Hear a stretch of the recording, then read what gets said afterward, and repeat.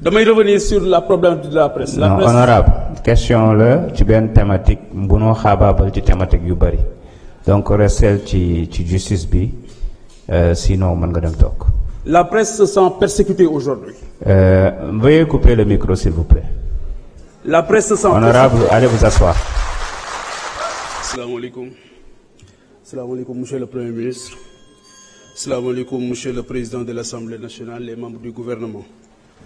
Monsieur le Premier ministre, am na ñu ko wax léegi ci ndaw ñi foofu lay dellu siwaat ndax jàpp naa ne sa gouvernement dafa mel ni santatuñ ko création d'emplois mais préservation des emplois trouvés sur place lañ ko sant loolu nag yaakaar naa ne xaaruñu ko woon ci gouvernement bi licenciement yi li ci ministre bi wax léegi waroon na lool ak ñi ñu licencier li ñu wax na sax ba tudd loi waaye loolu loi ak ñi saytu loi ñoom ñoo ko war a wax. Il faut que la justice se prononce sur ces cas de licenciement abusif ci port ci aéroport ci CDC ak yeneen këru liggéeyukaay yoo xamante ni jàpp nañ ne kumba am ndey ak kumba amul ndey moom moo nekk foofu te dañ cee gis ñàkk yërmande goo xamante ni gu bari doole la. dàq bi nag dafa egg sax ci ñoo xamante ni jàpp naa ne kenn waru leen a dàq mooy les policiers ñooñu nga xamante ni dañu wax ne seeni contrat moom moo jeex ki sol tenue nationale bëccëgal réew mi guddali réew mi. kooku motif économique warul tax nga ne da nga koy bàyyi rawatina ci jamono boo xam les défis sécuritaires sont énormes donc jàpp naa ne ñooñu muy ces 312 seen réintégration dafa war a nekk lu immédiate. beneen bi mooy toujours ci ndaw ji migration circulaire wax nañ ko mooy léegi ndaw ji dañ leen di yóbbu ngeen dem loolu jàpp naa ne du solution keroog bi ñuy dem ni jëwriñ ji taxawee tiim leen am na lu bari lu mu fàttali ci conscience collective bi te loolu du li ñu diggoon ndawi Sénégal. gis naa sax ñu ne Qatar tamit moo ngi xaar ñeneen ñoo xamante ni duñu ñuy witt waaye des gens qui sont bien formés loolu tam dëppawul avec les enjeux de développement du Sénégal donc loolu war nañ ci taxaw bu baax. beneen bi monsieur le Premier ministre maa ngi ñeewant bu baax le ministre de la justice ndax fi mu ne ñoo ngi ñëpp a ngi jooy tiim ko y compris le président de la République di wax ne le peuple doit mettre la pression sur la justice non le peuple n'a pas le droit de mettre la pression sur la justice rawatina justice boo xam ki ñu ko dénk tey nit ñi am nañ ci moom yaakaar suñ ko dooleelul buñ ko affaiblir fii may wax ak yéen am na jëmm joo xamante ni Simon Faye la tudd rédacteur en chef bu des médias Simon Faye bokk na ci taskatu xibaar yi gën a respecté ci Sénégal ci probité am ci intégrité am nécessité d'enquête ñu ne moo tax tey ji ñu téye ko ay fan këram donc actuellement jàpp nañu ne képp koo xamante ni dañ ko identifier comme noonu premier ministre Ousmane Sonko dañoo war a dal ci sa kaw te loolu jàpp naa ne yow benn noonu nga war a am mooy ku noonoo réew mi mais lépp loo xam dafa jëm ci yow jàpp nañ ne war nga ko mën a jéggale bu fekkee ne comprendre nañ fii nga xamante ni foofu la réew mi toll. donc Simon Faye ak la justice ak ñi nga xamante ni yëpp dañ leen di woo ci loo xamante ni du dara parce que li nga wax fii léegi ci wàllu justice jàpp naa ne on est en train de redéfinir même la nature de notre régime. Pendant longtemps, on a décrié une administration judiciaire. Aujourd'hui, on va aller vers un véritable pouvoir judiciaire. Loolu lañ doon xeex. Et pour man ce pouvoir-là, dañ ko war a gën a conforter, war ko gën a liggéey bu baax. C'est pas un pouvoir des juges. Loolu tamit gars yi nga xamante ni souvent ñoom ñooy nekk complètement à côté de la plaque ñoom ñoo koy nekk di wax. Donc loolu la ñu jàpp ne dafa nekk ay problématique yoo xamante ni war nañ ci taxaw bu baax a baax daal di dimbali li nga xamante ni moom mooy encore une fois ndaw ñi dooleel leen dimbali leen parce que tey ji Sénégal on parle de déguerpissement des jeunes yi nekk ci marché yi mais c'est la première fois dans l'histoire du pays où on parle de déguerpissement te kenn déggul ñu wax recasement il faut qu'on parle de recasement bu ñuy déguerpir beneen bi mooy la problématique des marchés benn borom xam-xam day wax ne boo demee ci dëkk boo bëggee xam ni waa dëkk ba mel njëkkal ci marché bi nu marché bi mel moom la dëkk bi mel te sunu marché yëpp tey ku ci am ndomba tànk dootoo dem ci marché yi dootoo fa nduggee dootoo fa lijjanti parce que xam nga ne marché yi nekkul aux normes donc il faut qu'on travaille sur un vaste programme de réhabilitation des marchés jàpp naa ne loolu tamit dafa nekk farata ci fi nga xamante ni foofu la Sénégal toll. Monsieur le Premier ministre damay revenir ci beneen problématique boo xamante ni c'est la presse sénégalaise. Excusez-moi, mais justice bi doy na, c'est bon. damay revenir sur la problématique de la presse. Non, honorable question la ci benn thématique bu noo xaabaabal ci thématique yu bari donc restel ci justice bi sinon mën nga dem toog.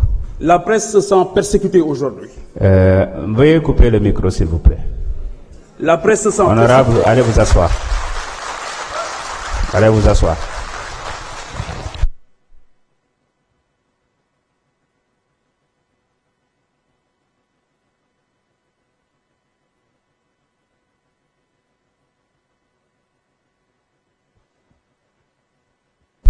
Merci beaucoup.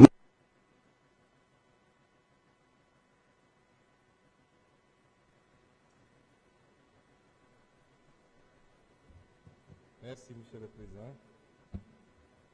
Je crois qu'il y a eu 50 000 questions en une, mais dinañ ci tontu yenn yi rek. Et je me réjouis de voir que une certaine opposition essaie de s'agripper à tous les branchages. Et désormais, le cheval de bataille, c'est d'être les défenseurs du ministre de la Justice dans une soi-disant brouille avec le reste de l'exécutif. Et finalement, mun ngeen wut yeneen moyen d'opposition, c'est mieux. wax nga ci mbirum licenciement yi, je crois que su dee da ngeen tudd licenciement politique rek yéen a ko wax licenciement politique, ça veut dire que recrutement politique amoon na. Pour recrutement politique am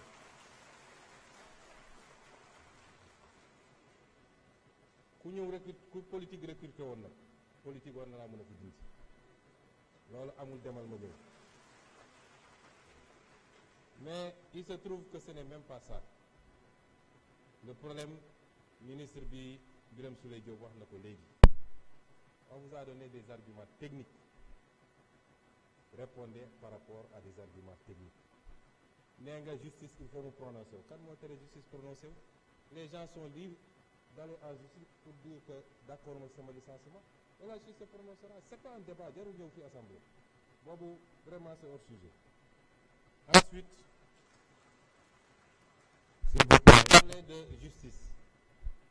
Vous savez, wax naa léegi, je ne sais pas dans ce que j'ai défini. nga xam ne lépp ci constitution laa ko jëlee. Lan mooy lu changer régime? Est-ce que yow xam nga régime Sénégal? C'est ça. Je rappelle que c'est ça, vous dites qu'on change le régime.